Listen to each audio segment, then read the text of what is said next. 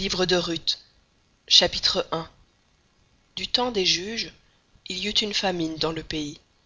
Un homme de Bethléem de Juda partit, avec sa femme et ses 2 fils, pour faire un séjour dans le pays de Moab. Le nom de cet homme était Elimelech, celui de sa femme Naomi, et ses 2 fils s'appelaient Machlon et Kiljon. Ils étaient Éphratiens, de Bethléem de Juda. Arrivés au pays de Moab, ils y fixèrent leur demeure. Elimelech, mari de Naomi, mourut, et elle resta avec ses 2 fils. Ils prirent des femmes moabites, dont l'une se nommait Orpa et l'autre Ruth, et ils habitèrent là environ 10 ans. Machlon et Kiljon moururent aussi tous les 2, et Naomi resta privée de ses 2 fils et de son mari. Puis elle se leva, elle et ses belles-filles, afin de quitter le pays de Moab, car elle apprit au pays de Moab que l'Éternel avait visité son peuple et lui avait donné du pain. Elle sortit du lieu qu'elle habitait, accompagnée de ses 2 belles-filles, et elle se mit en route pour retourner dans le pays de Juda. Naomi dit alors à ses 2 belles-filles, « Allez, retournez chacune à la maison de sa mère. Que l'Éternel use de bonté envers vous, comme vous l'avez fait envers ceux qui sont morts et envers moi. Que l'Éternel vous fasse trouver à chacune du repos dans la maison d'un mari. » Et elle les baisa. Elles élevèrent la voix et pleurèrent, et elles lui dirent, « Non, nous irons avec toi vers ton peuple. » Naomi dit, « Retournez, mes filles. Pourquoi viendriez-vous avec moi? Ai-je encore dans mon sein des fils qui puissent devenir vos maris?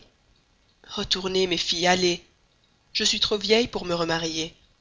Et quand je dirais, j'ai de l'espérance, quand cette nuit même je serais avec un mari et que j'enfanterais des fils, attendriez-vous pour cela qu'ils eussent grandi? Refuseriez-vous pour cela de vous marier? Non, mes filles, car à cause de vous, je suis dans une grande affliction de ce que la main de l'Éternel s'est étendue contre moi. » Et elles élevèrent la voix et pleurèrent encore. Orpa baisa sa belle-mère, mais Ruth s'attacha à elle. Naomi dit à Ruth, « Voici, ta belle-sœur est retournée vers son peuple et vers ses dieux.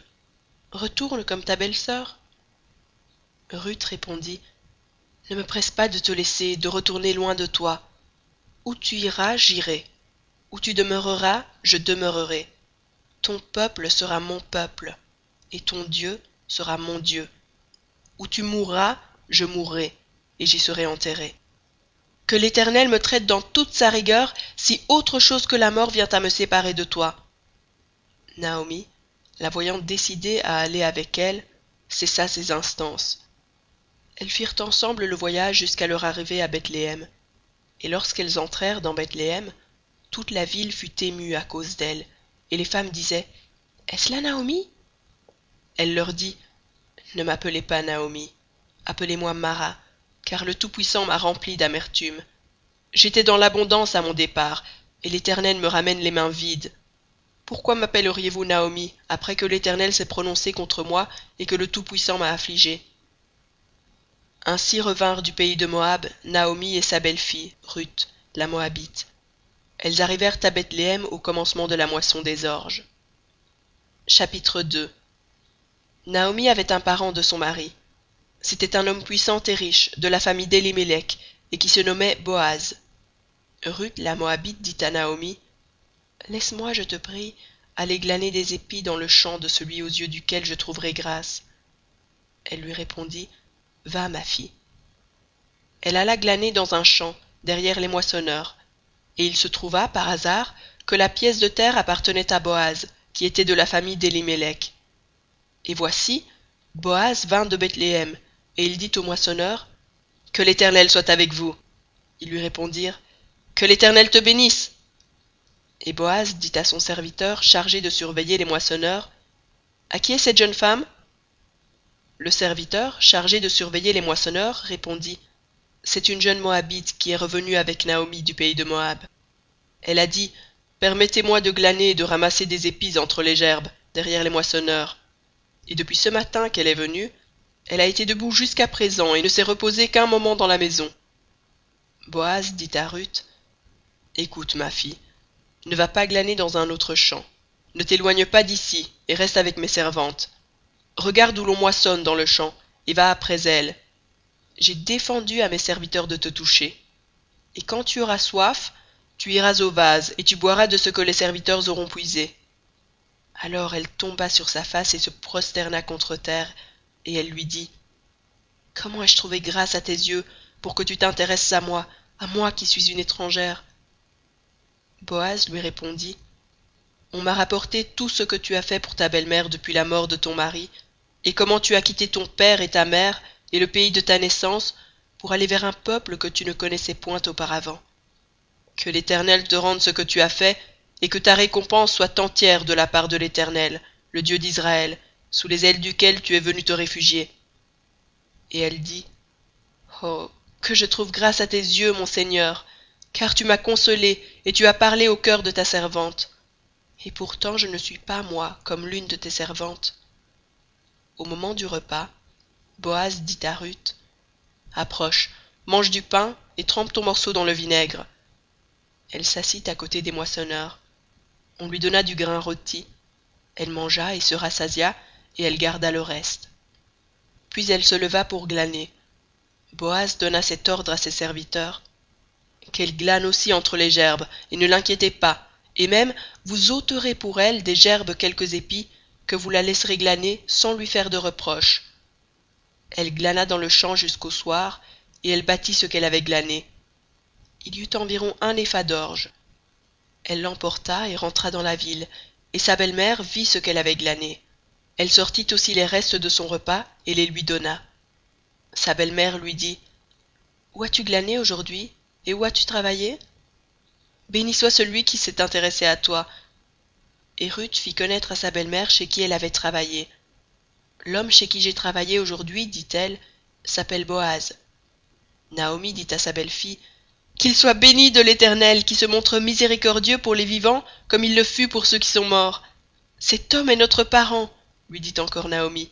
Il est de ceux qui ont sur nous droit de rachat. » Ruth la Moabite ajouta: « Il m'a dit aussi: reste avec mes serviteurs jusqu'à ce qu'ils aient achevé toute ma moisson. » Et Naomi dit à Ruth sa belle-fille: « Il est bon, ma fille, que tu sortes avec ces servantes, et qu'on ne te rencontre pas dans un autre champ. » Elle resta donc avec les servantes de Boaz pour glaner jusqu'à la fin de la moisson des orges et de la moisson du froment, et elle demeurait avec sa belle-mère. Chapitre 3. Naomi sa belle-mère lui dit: « Ma fille, je voudrais assurer ton repos, afin que tu fusses heureuse.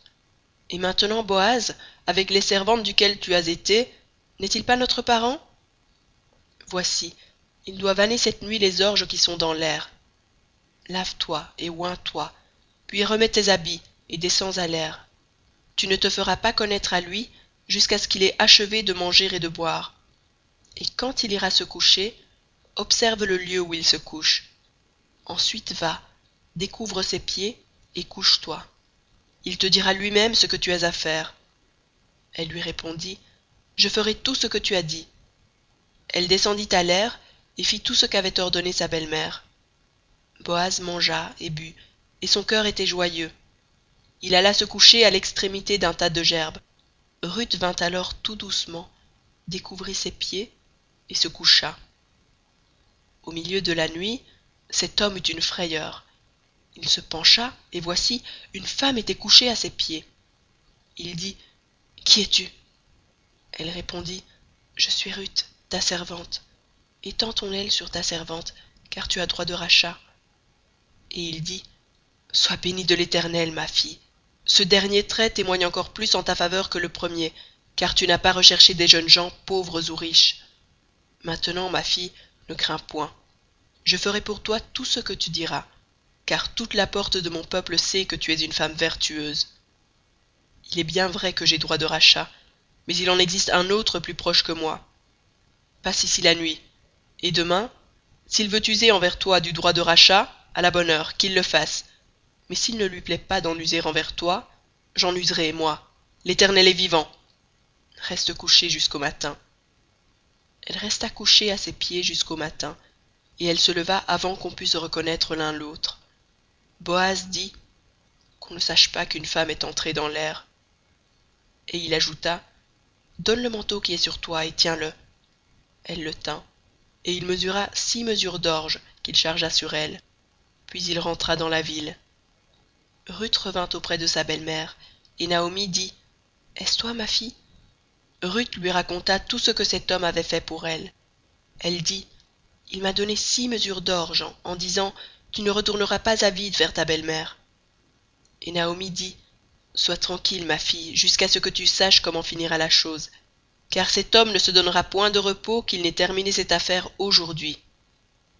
Chapitre 4. Boaz monta à la porte et s'y arrêta.